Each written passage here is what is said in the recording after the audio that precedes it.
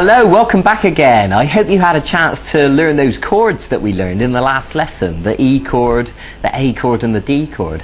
And I hope you at least had a chance to practice strumming them and swapping from one chord to the other.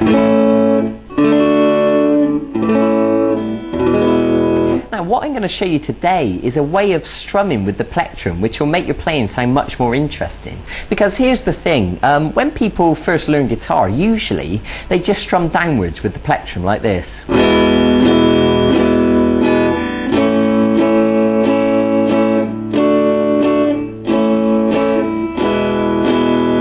And that's okay, but after a while you'll find that that starts to sound quite boring. So what I want to do is give you a more interesting strumming pattern that will make it sound a lot more alive. And also I'm going to show you a new chord today. It's the G chord. So this strumming pattern is a downstroke, an upstroke, a chop, I'll explain that in a minute, and an upstroke. So when we put that together it sounds like this.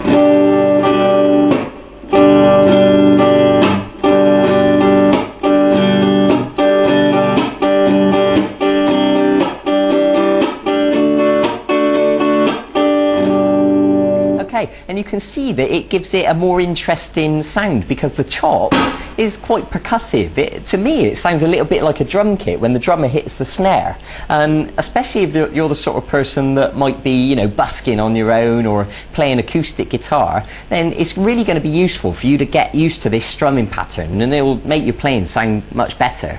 Okay, so let's begin. Now the first thing I want to show you is this new chord, the G chord. I think you'll find it straightforward. It's the middle finger on the 6th string at fret 3, the first finger on the 5th string at fret 2, and then these two fingers, the 3rd finger goes on the 2nd string at fret 3, and the little finger goes right next to it on the 1st string at fret 3.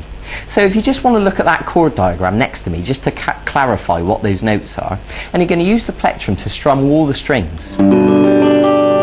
Now you should know by now, if you remember me telling you in the last lesson, that you should be arching these fingers up and there should be plenty of space underneath, and you should be holding down with lots of pressure, and the back of the finger shouldn't be accidentally touching the string behind it, so that when you strum all the notes it should sound like this. Nice and clean and clear. So if you need to practice that for a second, by all means pause the video and just make sure you got that right. So this strumming pattern, so we're going to strum downwards and then upwards, and then we're going to do this chop. Right, so let me explain that now. Now what a chop is we're going to use the palm of our hand to touch all the strings like this. And what happens is our hand comes, the palm touches all the strings, and then the plectrum follows through, but because we're touching the strings all the notes are muted like that. Now you shouldn't be able to hear any notes at all. If you can hear anything like that, then you need to make sure you're holding down on those strings with more pressure, and they should be totally dead. So that'll take a little bit of practice, and eventually you can bring your hand down and chop all in one motion like that. Okay, so just to clarify, I'll tell you again, make sure that the palm of your hand is laying across all those strings and effectively, killing the notes. Okay, so what happens is you're going to practice it until you can do it like that, nice and smooth, all in one motion. Okay, so that's the chop, that's how it works. So when we put that into the strumming pattern, we're going to go down, up, chop, and then up again. So it'll sound like this.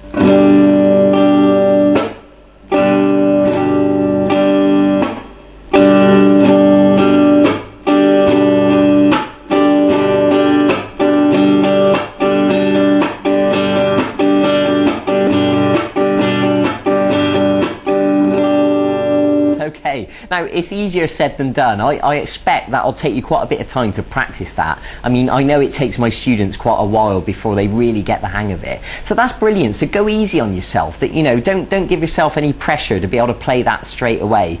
Be patient with yourself. Stop the video. In fact, watch the video several times if you need to. That's fine. Okay, so and also once you've practiced that, you can apply it to the other chords that you know.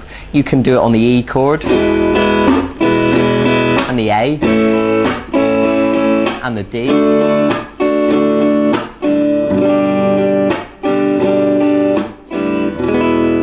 And you're at a stage now that you can start experimenting with these chords, and you can begin to, you know, create your own sequences and start writing your own songs. And as you learn more and more chords, then you'll be able to write more and more interesting songs. Okay, so that's what I want you to do. I want you to practice the G chord, as well as practicing the 3 other chords that we learned before.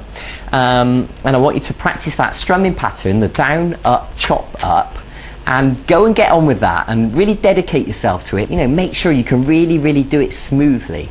Okay, and I'll see you in a few days for the next segment of this e-course. We're going to learn something a little bit different. We're going to move away from chords, and we're going to learn what's called the blues scale. And I'm going to begin to teach you how to improvise. So it's all going to get more exciting from here on in.